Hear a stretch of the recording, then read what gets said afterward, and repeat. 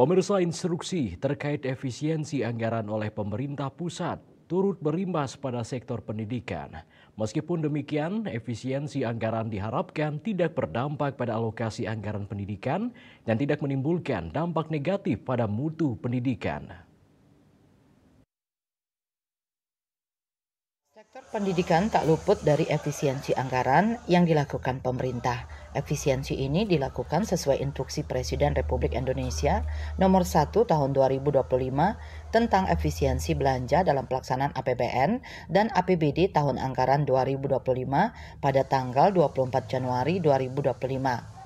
Meskipun efisiensi anggaran diberlakukan di berbagai sektor, Ketua PKRI Kota Denpasar Iketut Suwaryo berharap efisiensi anggaran tidak berdampak kepada alokasi anggaran pendidikan di Bali dan tidak berdampak negatif pada kualitas maupun mutu pendidikan. Khususnya anggaran untuk sarana prasarana anggaran yang ditujukan untuk siswa kurang mampu dan tidak ada efisiensi anggaran terhadap kesejahteraan guru, mengingat peran penting guru dalam dunia pendidikan. Meskipun demikian, khususnya di Kota Denpasar, Wali Kota dan Wakil Wali Kota Denpasar memberikan subsidi dana pendidikan bagi masyarakat berKK Denpasar sebesar Rp1,5 juta kepada siswa yang tidak diterima di SMP negeri. Bahkan dalam PPDB tahun ajaran 2025-2026 diwacanakan subsidi tersebut akan ditingkatkan menjadi Rp2 juta. Tapi khusus untuk anggaran pendidikan, sebaiknya pemerintah jangan sampai anggaran pendidikan itu kena efisiensi. Misalnya anggaran untuk operasional pendidikan supaya tetap dilakukan oleh pemerintah, terutama membantu di bidang sarana prasarana, kemudian bantu siswa yang kurang mampu melalui KIP.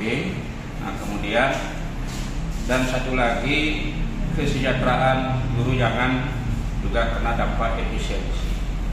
Apalagi pemerintah ke depan akan mencita-citakan menuju Indonesia Emas tahun 2045. Oleh karena itu perlu sekali rasanya pemerintah jangan sampai ada dampak terhadap efisiensi dalam bidang digital. Sementara itu, Kepala Dinas Pendidikan, Kepemudaan dan Olahraga Kadistikpora Provinsi Bali, KN Boy Jayawibawa menjamin tidak ada pemangkasan anggaran untuk fungsi pendidikan.